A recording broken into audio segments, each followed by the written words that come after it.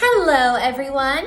I am Sophia Ring, SP Saturn the 7th, and you are watching Anime Egotists. Enjoy! And welcome back to the Anime Egotists, where we both feel great shame when we leave our headphones at home in public.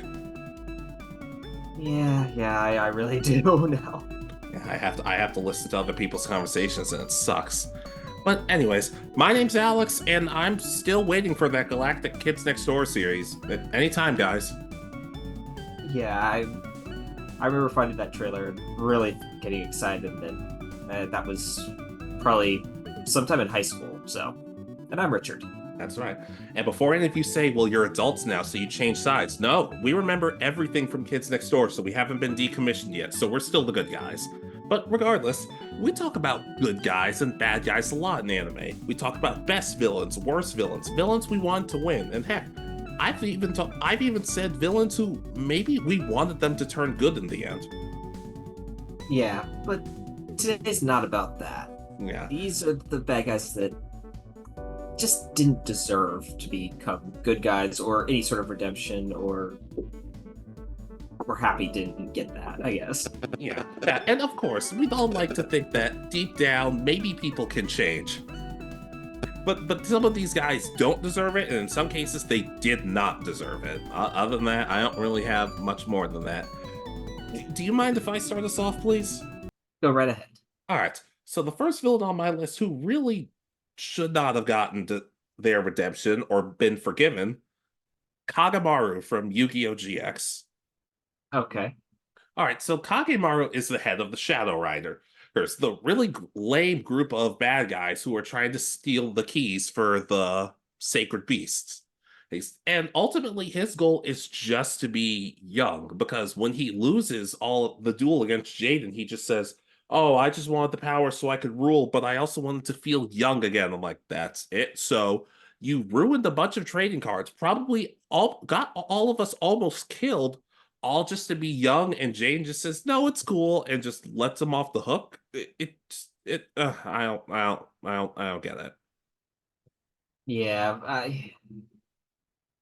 it might have been. Again, he doesn't deserve redemption, I think, no matter what. But I also find him just overall to be kind of a weak villain because he kind of comes out of nowhere. Because we're kind of slowly introduced to all the other Shadow Riders, and then it's like they make a whole big deal out of him all of a sudden being the big bad in charge of everything. Yeah, and he even comes back in season 4 because he's the headmaster of the school. He talks for a couple of minutes, and he's in a wheelchair, and that's about it. Heck, in the last episode, one of the last episodes of season 1, Jane gives him a bear hug, and ends up injuring him. Which, in all honesty, as nice as Jane is, I'd like to think that was on purpose because he deserved that and then some. Yeah, he really did because he put multiple students in a coma, brainwashed one to join his side for like a year. Yeah, there's just a whole bunch of extra crimes on this that he just. I don't know. Yeah, there's not really any reason that he should have come back. He should have been arrested and a new headmaster been found. I'm sure Yeah. Seto could have found someone. Yeah, why not? I don't know. Have Rex and Weevil run it together. Well, Beavis and Butthead of that universe. Yeah. Or better yet, have Joey do it just so Kaiba can laugh when things go wrong, but then just have Joey be a really good headmaster. Yeah, the grades all of a sudden are way up. It's like, yeah, I'm teaching them the Grandpa Muto way how to duel. Yeah, but regardless, Kagemaru just not like I said, not a good villain and just not really worthy of his quote unquote redemption or any redemption. All right. Yeah, I can co-sign this instead. So, all right, my first one. So I looked through all the different kind of villains from this show, and a lot of them are probably not deserving of redemption. Some are kind of tragic, but I selected Daki from Demon Slayer. She is one half of the Upper Moon Six demon. Uh, and she is I'm trying to think of how to describe her. She's a brat, and there's no getting around that. She uses her looks and career as like a sex worker in the entertainment district to pretty much find and kill people and make herself the most popular and all that. And just she has no redeeming qualities.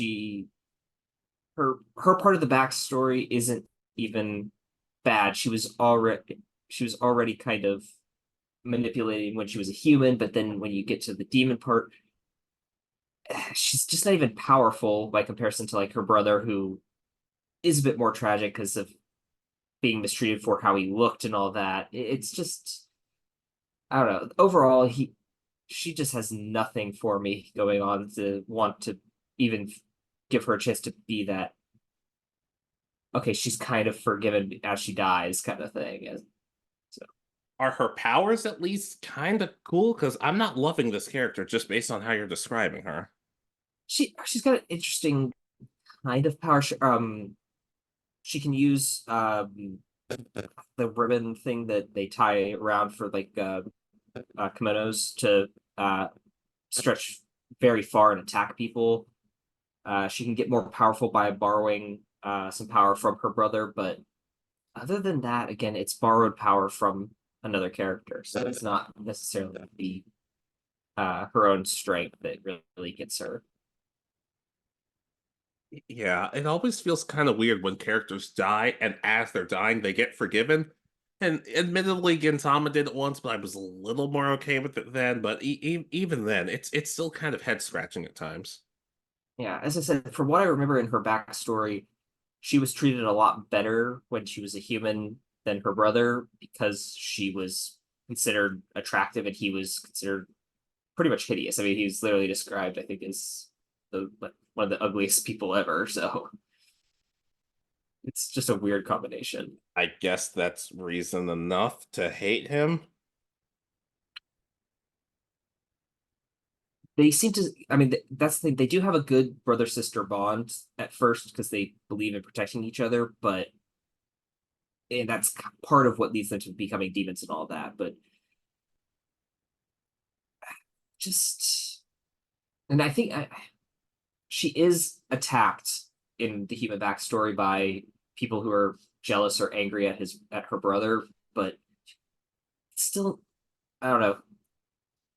I feel like it should have been one of those things where maybe if she had been the nice one and trying to protect her brother, and that's the difference. But I don't know. It's just overall, I just can't get behind her getting any sort of redemption, and I'm glad she didn't. Yeah, I can co-sign on to that. Okay, so my next one, Go right ahead. Faba from Pokemon Sun and Moon. Okay. I don't understand how they forgave this man so quickly. He helped trigger Lily's. He helped make Lily's fear of Pokemon kind of worse, even when she was slowly starting to recover. And you could argue in the anime, especially, he was really part of how Lusamine fell apart, kind of fell into madness towards the beginning of the series. And he doesn't really do that much of anything to help in the end. And by the end of the first season, because the whole game wraps up in the first season, they're just like, all right, we're going to keep our eye on you. I'm like, no, he needs to be in jail. Well, he's a dangerous person and he doesn't even seem that sorry for it. And the fact that they're all just like, all right, we'll just keep our eyes on you, whatever. I know Pokemon is all about forgiveness, but in the same time, it's just kind of like some people are bad people and they need to be put away. And Faba, to his credit as a villain, works. But it's just the fact that they forgave him so easily really kind of upset me. Yeah, because isn't he also the one who pushed the experiment that caused Lily's father to go away? That's correct. That would be correct. So yeah, he's pretty much a mad scientist. He has no remorse for what he does. Goes out of his way to try to prevent it from coming out. Because I think that's the whole reason he makes Lily's fear worse, isn't it? Is to prevent her from remembering that she saw that he was the one causing the experiment to go wrong, or Yeah, I just I don't know because it just I don't know. It just bothers me because they're all just like, "Oh well, just don't do it again." And I'm just like, "No, to jail. Have fun." Yeah, I'll 100% co-sign. This guy just he's not worth it. And he comes back as like a now he's a competitor in the Pokemon League, and he makes it into the not the championship, but the uh, bracket to Yeah. Yeah, this possibly is win it all. yeah, look, I understand in a sense how it can be interesting if everybody's competing for the championship, but it kind of makes everybody feel less special if Joe Blow from off the street's able to do it. Exactly. Yeah. And yeah, I don't know. He should have just again, maybe they could have done something where he was now like working for free for Lusamine uh as part of his prison time to try to redeem himself, and everything he does has to be monitored by them. But Yeah, yeah, even that, he has to give up his dental. yeah, I mean they literally because from what I remember, they literally just say that, oh yeah, no, we're just going to keep an eye on you. You're still getting paid. You still work here as full employee. There's no punishment for being not necessarily evil, but just a dick. Yeah. Yeah. It's stuff like this in our Sun and Moon video why I said that I wouldn't want Elio being so forgiving of Faba. He'd be like, haha, no, I hate you. They believe you, I don't. Suck a lemon. All right. Next villain. So, all right. So the next one I have is Ibara from Dr. Stone. He is viewed as kind of the second in command of what is called Treasure Island. It's where Seku's dad and the astronauts landed back on Earth after everybody was turned to stone. They are, but they have like all these resources hidden in the space capsule that they came back in. But it's revealed throughout the story that he used the petrification ability that they had to actually freeze their leader and is kind of speaking for him and controlling everybody and getting what he wants by uh, pretty much any means necessary. Um, like he even turns on his allies. He makes multiple.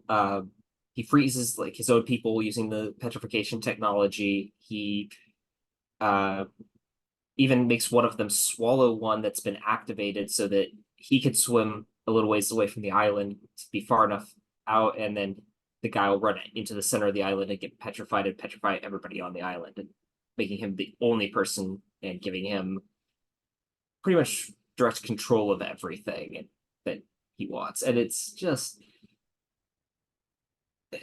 people keep like some of the characters seem like, oh, he was just doing it for the benefit of the people. No, he was not. He was doing it everything for himself. And it's again revealed that when he petrified the leader, he killed him as well because he shattered the statue at some point where but it was legit bone instead of flesh or anything coming back. So yeah, he's just not redeemable in any sense of the word. Have they tried redeeming him, or is it still kind of a we'll wait and see sort of thing? The end of this last season, it's just kind of he's gone away. They haven't really they petrified him and left other people in charge of the island now, and I don't think he's gonna come back. I don't remember if he gets shattered or not, but that's not necessarily means that someone's gone away because they have people who literally have built them back together from being shattered. So At least they're committed. just overall, shattering people to and viewing that they are dead, controlling people from behind the scenes, and by saying that it's their good and kind master who's the one giving the order is just I don't know. Nothing is redeemable about this man. Yeah, based on what you've told me, I kind of have to agree that he I don't think I want to be his friend. No, I don't think he has the notion of friendship. He's just like, I'm on my own and I do everything for myself. That I'd rather there are a lot of other anime characters I'd rather be friends with, but he doesn't sound like it. All right. So your next villain? William Vangeance from Black Clover. Okay. All right. I'm willing to, because Vangeance kind of starts off as the captain of the Golden Dawn. Despite the Golden Dawn being filled with a lot of the elite squad, with a lot of the elite members of the kingdom, Vangeance is actually a pretty nice guy.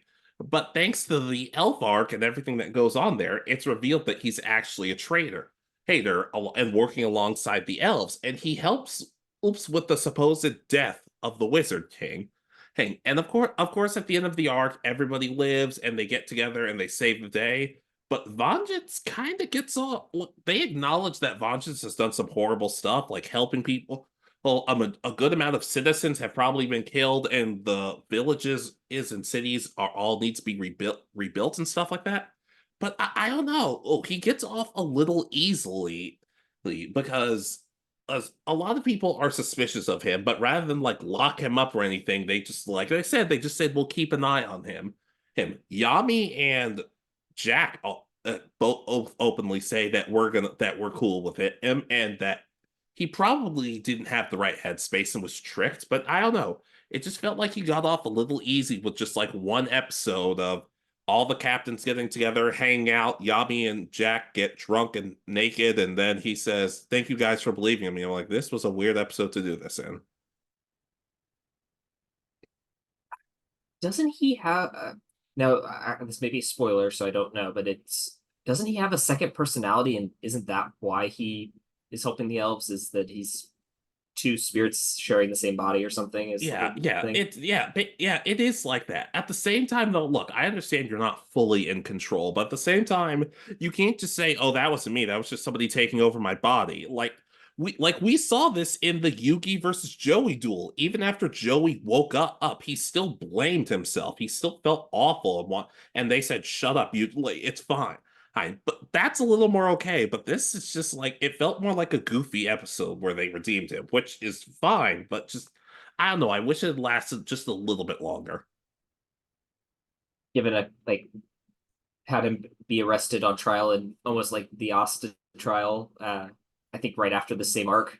Yeah, like it's that whole thing bothers me. But yeah, something like that. It's not the worst redemption ever, and I do think if that they could have done it right had they spread it out a bit. But just in the moment, even I was kind of like, I don't know. You can understand why the most of the captains aren't jumping to defend this guy. Yeah, I can definitely understand that because again, it's one of those things that how do we know it's technically over and he didn't just decide to the other spirit didn't just decide to regroup and come back in a little while if because I from what I haven't seen the full fight at the end, but I from what I've seen it's not like everybody's observing the fight at once. Yeah, It's like more yeah, they are actively fighting in it, but just I don't know. I don't know. I like Vengeance and I appreciate that he wants to change, but just in the moment, it just didn't work for me. I can understand. Yeah, I've been thinking more about Black Clover lately, and I'm in some cases I want to talk about one aspect of it for a future video, but I'm scared too because yeah, let's just move on. Aren't they getting a second movie soon? I thought I heard something about Oh, that. well, you must have heard more than me because I haven't heard that. It was something. I saw something pop up recently within the Is last it month about is Black Clover. is it the manga coming back? It might be. I don't remember. Yeah, let's just say the Black Clover shippers are not going to like me in that video we're talking about, but that's another point for another day. All right. So my next one. So this is my One Piece character, and I picked Donquixote Doflamingo. Yeah, okay. He's pretty much been a narcissist, sadistic, and he gets that from being a celestial dragon. He's born as a ruler of this world, one of the great families that they, as they call them, that founded the modern world. And then his father gives up that sort of life to go live amongst the common people. And it results in pretty much him getting, and his brother and his father getting tortured. He seeks revenge and kills his own father. He wants to pretty much receive immortality, so he starts hunting down. I forgot what the name of the devil fruit is. It's Law's devil fruit, so that he can perform the immortality surgery, which pretty much makes him immortal and would kill Law. And finds out that his brother is not necessarily working fully for him, so he kills his own brother.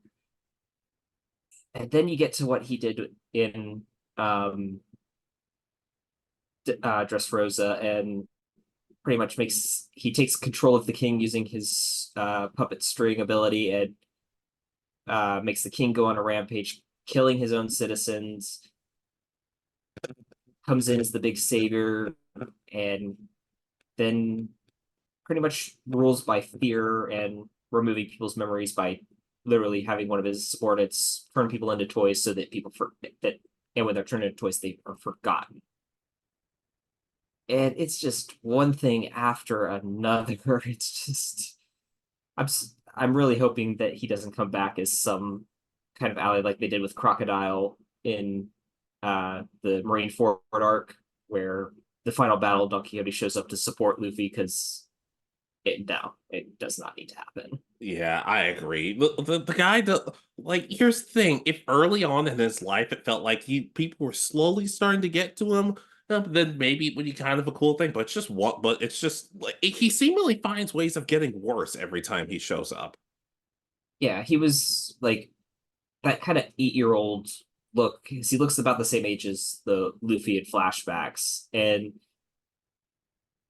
so he's still pretty young, but that's when he kills his father and stuff, and it's just, yeah, he does, and he's creating the smile fruits, which are those fake devil fruits that they'll either give someone a special transformation power, or it'll make them laugh and smile, and that's the only thing they can express, thus smile fruit. So, and he knows the side effects, but he doesn't really care. So The most I would want, and this would have to be, and you know more One Piece than I do, so maybe it's already happened. The most I'd want is kind of like a Frieza dynamic for Dragon Ball Super. Like, I'll work alongside you because I have to, and I'll even save your lives if I have to. But we're not ever going to be friends, and I'm never going to be like they will never uncorrupt him, but he will never taint the Straw Hat Pirates or just anybody in general. That's yeah, the most I'd want. I could see something possibly like that happening, but I I still see him. I guess I could see that being a kind of an interesting dynamic if he comes back as pretty much like Frieza in the Broly movie, where he's back because he was resurrected or freed, and he's trying to get his own version of revenge on the Straw Hats at that point. Yeah. I will say though, even with you saying all that, I do love him as a villain. I do think I hate him, but I hate him because he's such a good villain. That's how I feel. Yeah, I just don't want him cited like in the final arc, whatever it's going to be, him showing up like Crocodile did and being the not necessarily redeemed, but an ally for him. I want him being more of, like, if anything, he does it to better himself or in some way. Yeah, I can understand that. All right. So your next one. Kuon Ichinose from Persona 5 Strikers. Okay. All right, and what is kind of one of the few missteps of Strikers, Ichinose is kind of just this random woman who keeps popping up during with the Phantom Thieves while they're on vacation. And she knows a lot about this app going around named Emma, which is like this AI intelligent, this AI thing that's running around and helping people. Well, and there's also this newer Phantom Thief named Sophia, who doesn't, we don't really learn a lot about her past. We don't know a lot about her past. She doesn't have memories, which seems to happen a lot in anime. But it's revealed that Ichinose knows a lot about Emma, and the reason is because it actually is revealed that she created Sophia. Now, the interesting thing is that when she was young, Ichinose's parents both died when she was really young, and she never fully expressed grief about it. Like she kind of shut herself in. And and she created Emma and the AI and Sophia to kind of learn more about humanity. But since she was so twisted about it, Sophia ended up in the hands of the Phantom Thieves and kind of joining the group. She actually finds ways of brainwashing Sophia and getting her to kill the Phantom Thieves. Of course, in the end, it turns out that Sophia is able to save herself and just fully establish herself as part of the group, which is awesome. But she's also very forgiving towards Ichinose when she sees just how sad she is, and it's just like, hey, we could win this together. And at the end of the game, spoiler alert, it turns out that Sophia says, I'm going to travel with Ichinose so we can both learn about humanity more. And I'm like, wait, so this woman has brainwashed you, almost killed us, and is pretty much the cause of the whole world falling apart in this game. And we're just like, don't worry about it. Yeah, that sounds a little like possible Stockholm syndrome. Like, okay, well, they were bad for me, but I'm gonna go with them anyway, and because I think they've changed, and we're gonna learn about humanity. Great. So in other words, you'll be the villains of the next story anyway. And the crazy thing is, Ichinose she does help to an extent, and she does, and I can't even fully blame Sophia for this because she confesses to the police, yeah, I'm the one who's responsible for all this. Everything that's happened in this game is all on my fault. So just take me in. And the police don't believe her, and they just don't arrest her for any reason. I'm like, wow, I've always said some pretty harsh stuff about the police, and this kind of just justifies it. This isn't working for me. All right. Yeah, I just haven't played Strikers, so I don't know too much of the plot. I did know that it was about a vacation, and I remember that being similar to Kingdom Hearts in style of play, from what I remember seeing. Yeah, yeah. I guess to give the game a little bit of credit in this, it's because the villains are different in this game. Because Persona 5, it was these villains are all horrible, awful people, and they deserve to get their comeuppance. It's Persona 5 Strikers is these people have done bad things, but there is a way to save them. They're still human underneath it. So maybe that's what they were going for, but I don't know. Maybe it's also just because they introduced Sophia and she's one of the most likable characters in the series, just one of the most likable characters in the anime. So it's like, man, Sophia, you're so nice, but you're the thing about humanity is also learning when not to forgive someone. Yeah. All right. So my next one. Please. All right. So this is a show I don't know if I've talked about before, but it has one of those villains that there's. Again, I may not be able to fully describe their backstory because it's been a while since I've seen it, but it's Clementine from Overlord. Okay. She is an adventurer, from what I remember, that um, puts on this kind of mask of being kind and all that. But in reality, she's very sadistic, and she kills these other adventurers for fun, pretty much, and her own pleasure. And then after all that, they have like these like almost dog tag like things as their IDs for adventures. She takes those and turns them into her armor. So she takes trophies from every person she kills and makes herself a thing of armor. And again, so if you haven't seen Overlord, it's not about the hero or the protagonist of our story isn't the hero. He is his own. He's the world's villain, pretty much. He's a lich king, pretty much, and Yeah, I know him. yeah. So he ends up pretty much saying, "Even I'm not this evil," and squeezes her to death, and it's just so cathartic that she doesn't get any sort of forgiveness. It's literally that he just, no, I'm a bad guy, but even you disgust me, and it just crushes her to death. Yeah, yeah. Part when I first saw that scene, I didn't know a whole lot about the show, so part of me is like, "Oh man, that's too much." I wonder, did she have it coming? Only to realize, oh, yeah, she did. Yeah, and if I remember correctly, she kind of views that the I forgot what his name is, but the main character's hidden personality or but what he's disguise that he's using to sneak around the world at this point in the story and act as an adventurer is her next kind of target to kill, and then it just, so it's just nice to see him be like, yeah, I kind of figured you out, and yeah, I may not like I may not be the good guy again, but I will still defend some of these people because they're not terrible people. So Yeah, and oddly enough, it's not the first anime I've seen where the dog tags kind of are pretty important. yeah, So it's weird how that came up. yeah, I they don't really come up too much more from what I've seen. I never watched, I think, the fourth season or third season. I don't know which one was the most recent, but it felt weird because of how it started, so I stopped watching. Yeah, I get that. I heard one of the seasons doesn't end spectacularly.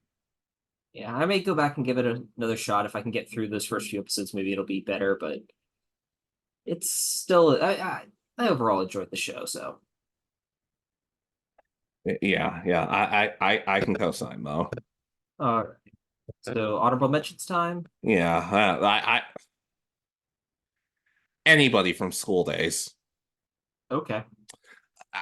The really screw it. The really shitty thing about this anime is that in the end, at the end when Sekai's complaining about who should be with Kodo, who should be like you kind of think to yourself, Sekai, why are you complaining? You're a horrible human being who stole someone's boyfriend and manipulated him into cheating on me and cheating on this one girl and cheating on a bunch of other people. And yet they're trying to act. And even though she kills Makoto in the end, one of the most hilariously stupid scenes of all time, it still feels like they're trying to be like, hey, Sekai's the villain. Sekai's trying to change this point. But I don't, no, but it feels, I don't know if they're intentionally trying to change people's minds and be like, oh, well, maybe they have hearts after all. But no, nobody in this show, from the little they see of oh, we're supposed to feel bad for them. I'm like, no, you're all horrible people. Well, and not in a good way, but in a like this show is super boring, and I sat through it. This sucks.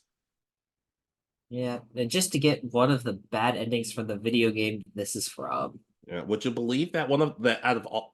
That's the funny thing because people have told me, "Hey, have you played the video game? Have you seen the good endings with video games?" I'm like, "No, what are they like? Really boring." I'm like, "Oh, so whether it's good or bad, it's boring." Oh, fantastic, awesome. Yeah, I think they specifically picked the ending that they did because of the shock factor that it would give the anime, which, by picking an ending to do as the anime, that canonizes the ending. So technically, the ending that you're supposed to reach in the game is the ending in the anime. Yeah, but just anybody. I hate nobody in that show is nobody in that show is likable. Yeah, I'm glad I still only watched one episode. Even though I told you multiple times, hey, Richard, this is not a good show. I really don't recommend it. You're like, screw it, Alex. Thanks, man. Well, one time I tried to help you. Yeah, no, I've learned a little bit. If you ever give me advice on anime, I may or may not take it again. But yeah, no, overall, from everything I've seen from the later episodes, yeah, none of these people seem to deserve anything really, because they all just act like, I don't know. They're either, I don't know. They're all just too stupid, almost, is I guess the word for it. Yeah, that's the word. But I don't like talking about school days any longer than I have to. So let's move on. All right. So my next honorable mention, or my first honorable mention, is let's see, Sosuke Aizen from Bleach. I agree. Yeah, he's one that kind of gets a redemption because in the current story arc in the Thousand Years Blood War, he's gets a chance to fight with for the Soul Society and all that. But why couldn't he have just stayed gone? He was defeated at the end of the first pretty much anime of the series. And he really didn't deserve to come back. I mean, he killed multiple of his subordinates and colleagues in the that were part of the Gote 13. He does these unethical experiments, pretty much trying to holify Soul Reapers, which works, but it pretty much turns them into raging monsters to start, and then pretty much because of how the world treats them, they have to sneak to the human world to survive for the next couple of years. Obviously doesn't care about any of his subordinates. They're all pretty much expendable in his mindset. He just lets them either fight amongst themselves or uses them to fight his battles so that he can concentrate on one specific person or getting whatever he needs to continue his plans. So yeah, there's just nothing about him that I really feel like deserved any sort of redemption, and the fact that they actually give it to him a little bit. I haven't seen all of Thousand Year Blood War, so I don't know all of his story in that, but bringing him back was like, really? I thought we were done with him. Isn't it fully dubbed by this point? I don't think the whole story has been even fully animated yet. I think there's one more season or two more seasons left to go, and then Well, isn't the first part of it or whatever fully dubbed? yes, and I think all of the second part. I don't know if the third part's finished. I've watched, I think, all of the first part. I just haven't had time to sit down and watch the second part yet. Yeah, I can agree with that, but yeah, I'm not too big on somebody like him getting his redemption. Yeah, and even I mean, I think he's still doing it all for himself, but how can you trust him, especially with his power of being able to kind of hypnotize people so that they don't see the world the right way? I just no, there's no reason that he should have come back.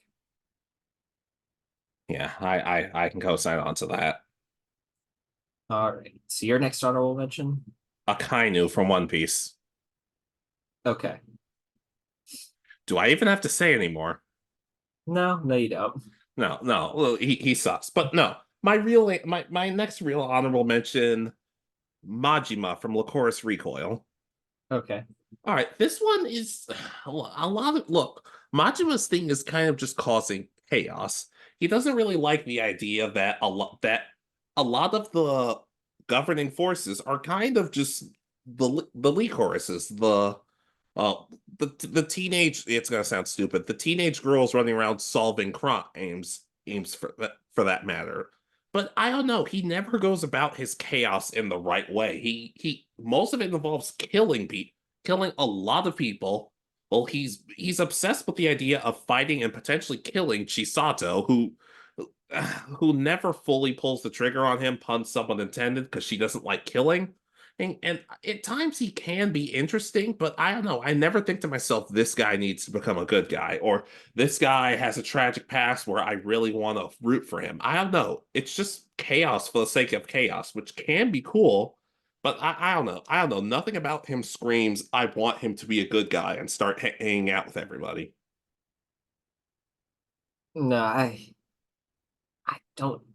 Again, I don't know this show well enough. This is the one that came on while we were together at the place, right? Yeah, that's correct. Yes.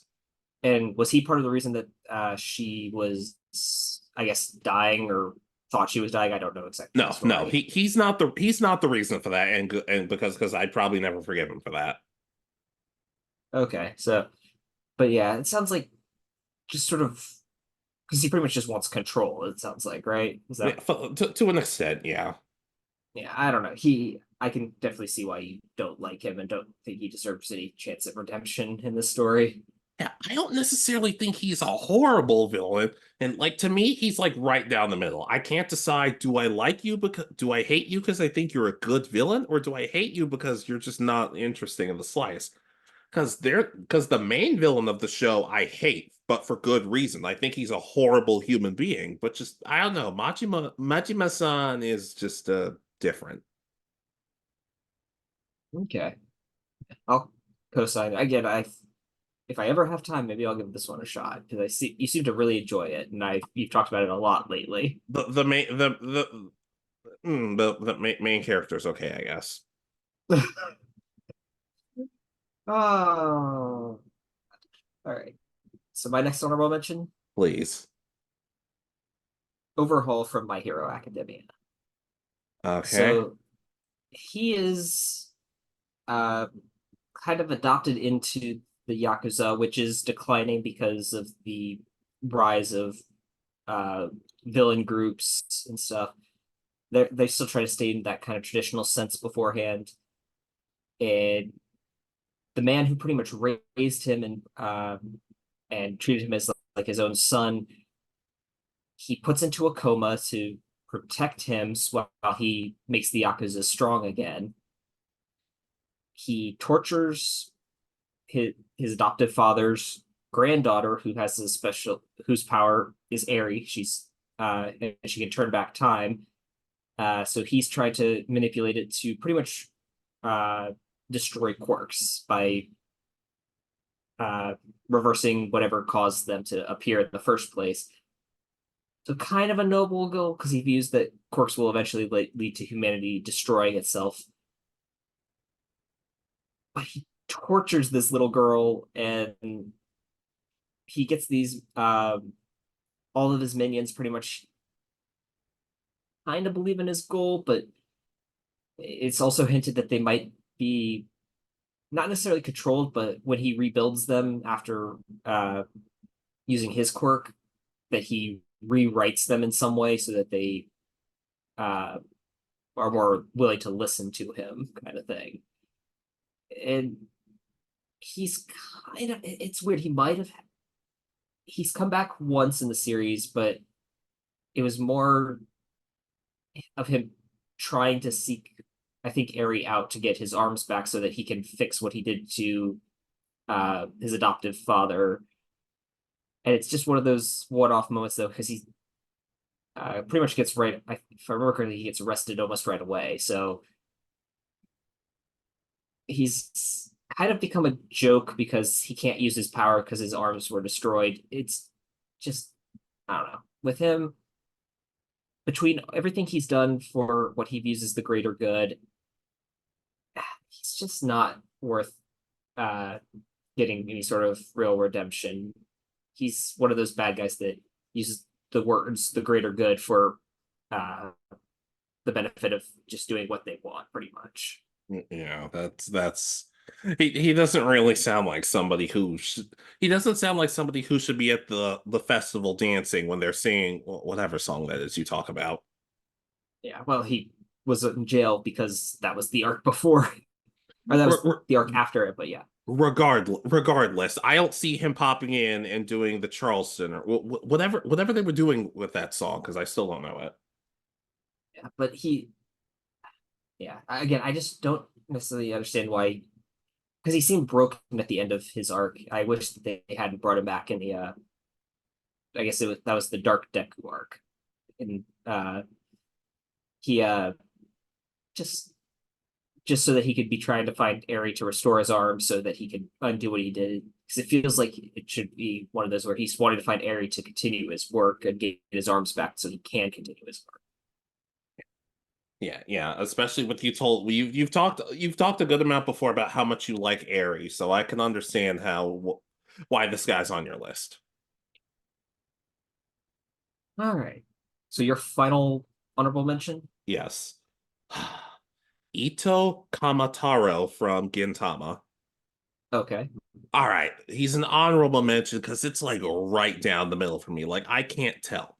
So during the Shinsengumi Crisis arc, he shows up as one of the newer or vice captains of one of the newer captains of the Shinsengumi, but he's actually working with the main bad guy for a while, Shinsuke, and they're trying to start a coup.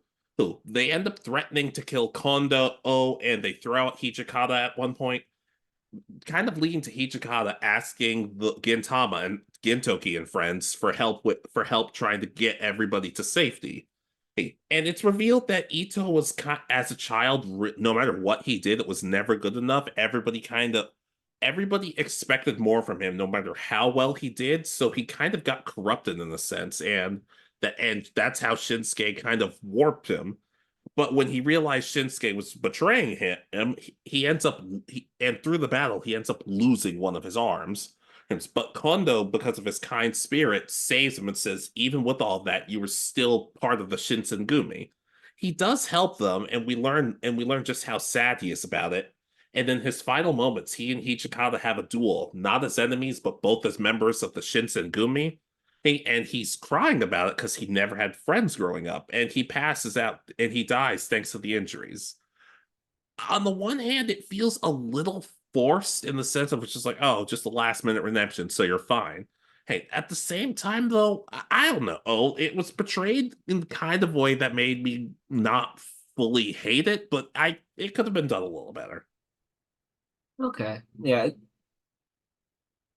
I mean, it doesn't sound like I can understand why he's an honorable mention instead of on your main list, because it sounds like he wasn't the worst villain, but he could have had a better redemption, it sounds like more. Exactly.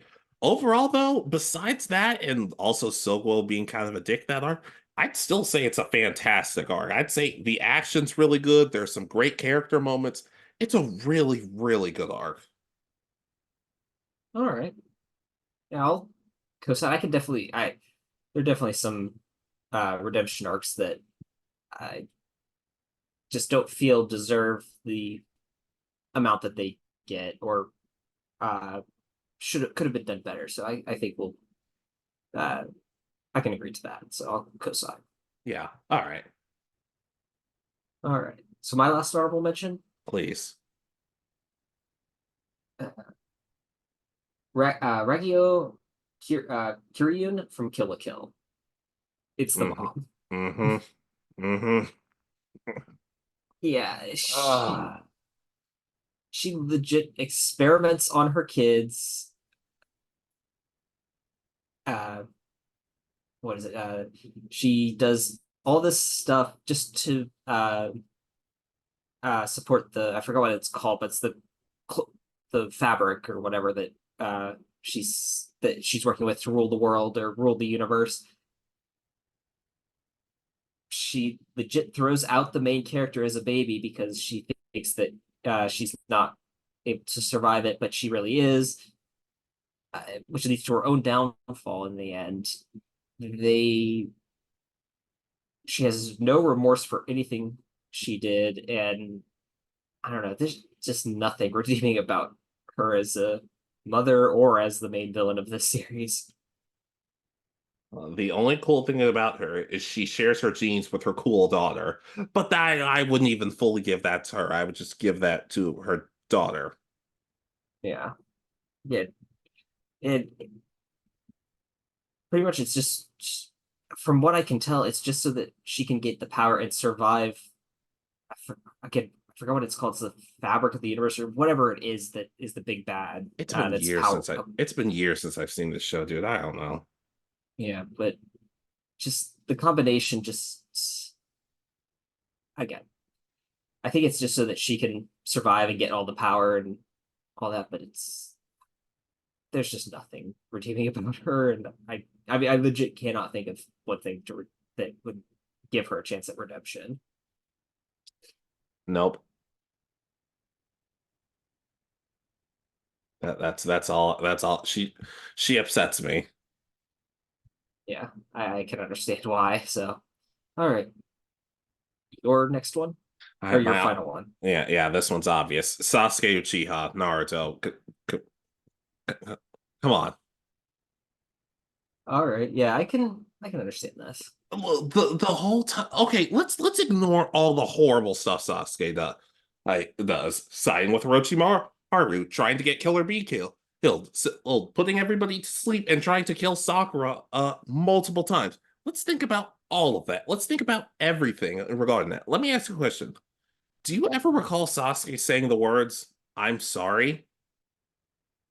No, No, no, there's he really doesn't. it feels like there is little to no remorse in this man. It honestly kind of feels like at the end, this is a little bit of exaggeration, but it feels like Naruto almost manipulated him into becoming a good guy again. Because he doesn't seem sorry. He doesn't. He's not. He does very little to actually atone. Because it's like, oh well, thanks to Naruto pulling in the favor, we're watching you, but you can still run around and do whatever you want. Like, what? No. Like it makes me angry at everybody who's just willing to be like, oh well, it's just Sasuke. That's that those Uchiha. It's like, no, nothing about him feels like it was redeemable in the end. And like, I'm gonna be honest, he should have died.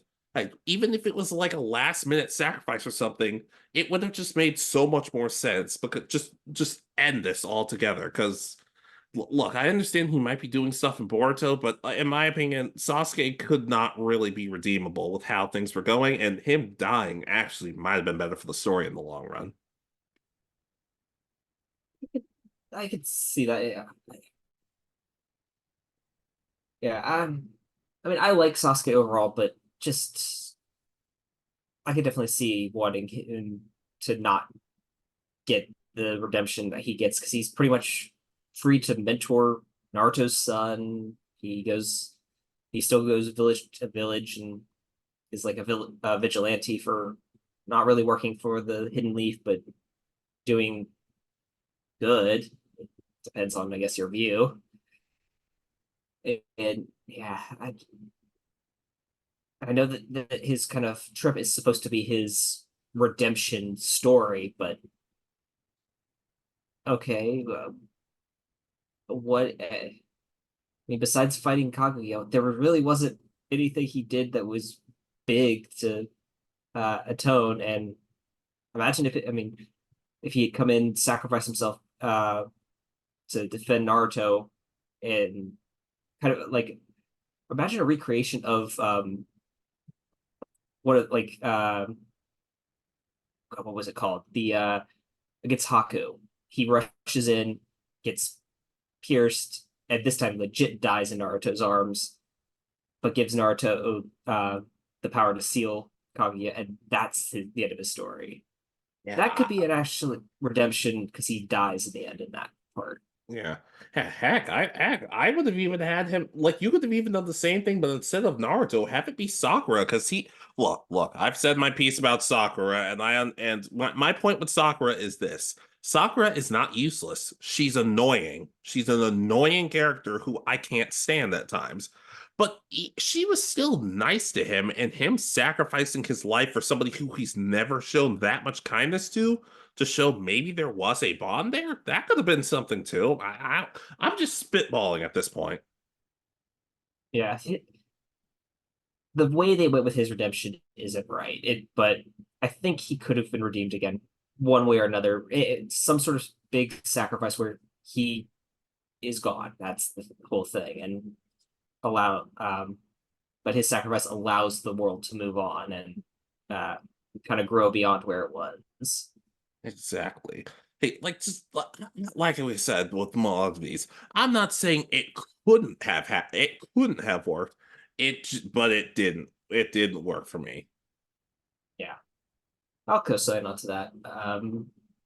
So obviously, you know that my final one is also from this.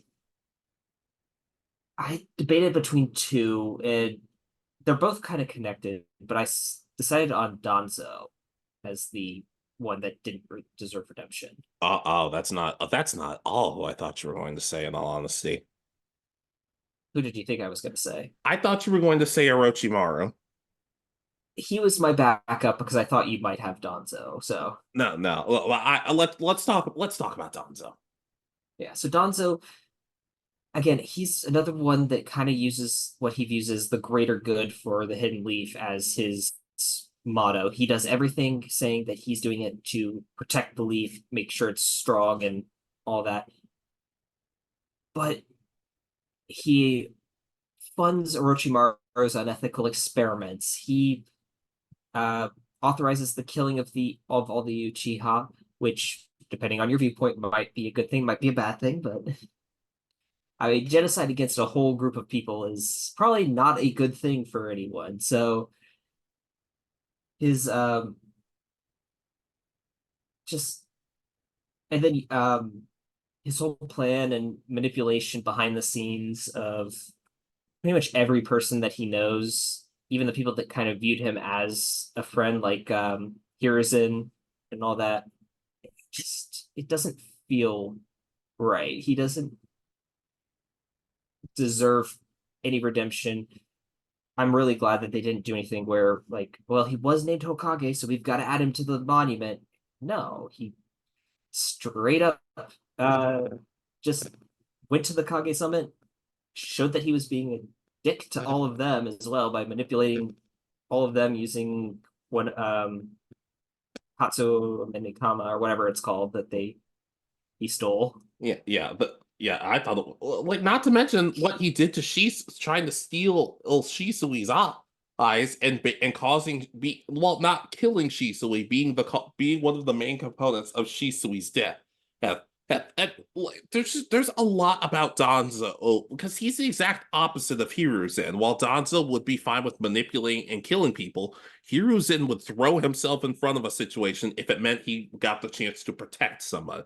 Honey, they were very different, and just the and even it man like pretend. Let's just pretend the third Hokage was still alive somehow. I don't even think he would be like, no, this you were my friend at one point, but you were a horrible human being. Yeah, and the whole again, he kind of puts the events of Naruto into motion by doing the Uchiha uh, massacre. They were going to, in some form, going to happen, but he kind of jump started things. Sasuke would be, I think, a much different character had Danzo not either existed or not killed his entire clan. We've seen different versions where he's even darker, kind of, because he becomes uh, very much a corrupt police officer, and we've also seen him become like a playboy because he's the son of one of the big clans in the village. So I don't think that's canon. I don't really think that has anything to do with it though. yeah, but again, it would be just different to see because of that manipulation. Would he be different than Sasuke? That would again, I think, affect Sasuke's overall story. I don't know how it would change, but Then again, remember, he's also the guy who manipulated the whole village into hating Naruto because it's like, okay, Naruto has the nine-tailed fox inside him. If we get everybody to hate one specific thing, that will unite the village. I'm like, that is a horrible, evil, twisted thing to do. That being said, with all of that, I hate Danzo, but he's a fantastic villain. There are so many people who are like, "Oh, I hate Danzo because he did all this horrible stuff." I'm like, "Wait, so you think he's a bad character?" I'm sorry, that's what a villain is supposed to do. Danzo's an excellent villain, I might, because I despise him. But everything he does, you understand what I mean. yeah, but that's again why he doesn't deserve forgiveness because I don't even think he would ask for it in the end. He would just like he'd still say that he's what he did was for the best of the world, and that's where it would end. Yeah. He did not deserve redemption, but like I said, I still thought he was a really good villain. As for Orochimaru, he made Mitsuki. Which is the best thing about Boruto, from my understanding. That's not saying a whole lot from what people have told me. But for just a quick thing about Orochimaru, I guess because I rewatched a lot of stuff regarding Orochimaru, and I guess it's implied that he realized I can't look, Sasuke beat me, and now he's even stronger. And a lot of other people can probably beat me, so I give up. It's not the best way of going about it, but I don't know. I guess my theory with Orochimaru was when he learned Jiraiya died, that might have stuck with him, because it was revealed he was sad that Jiraiya had passed. Yeah, with Orochimaru, he's just built up so much as I know. being the big bad, and I know. then again, he's replaced 2 or 3 times by Pain, then Obito and Madara, then finally Kaguya. And it's just one of those, like, if he had stayed dead, if it had been one of those, like, they sneak in and find, like, notes from him or something on how to do everything, and that's how they resurrect things. It would be interesting, but not necessarily needing the whole having him come back and all that. He had died. He was a stepping stone for Sasuke's story, which again you talked about not needing a redemption, but it was like that first step where he's truly walking down. Like there's no coming back at this point. Yeah. But my point being, I'm a little more okay with Orochimaru's redemption, even if I'm not like completely. Even it could have been better, but I've seen far worse. Yeah. Again, I decided I wanted Danzo just because he's that stereotypical villain using the greater good as his motto for why he's doing what he's doing to and does even worse things because he funds Orochimaru to experiments for him. Yeah, I can agree with that. All right. Do you have anything else before we wrap up? No, most of these are awful people, and I hope they all burn. Yeah.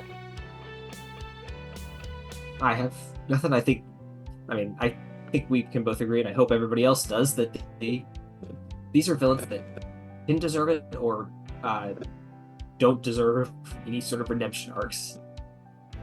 Yeah, but who knows? Maybe some of you will be able to convince us. So, ladies, gentlemen, ladies, and gentle thems, who are some anime villains that, in hindsight, you're kind of glad they didn't get their redemption, or villains who got their redemption and you thought, wow, this doesn't work for me, brother? Just any villains who are just scummy people who don't deserve forgiveness.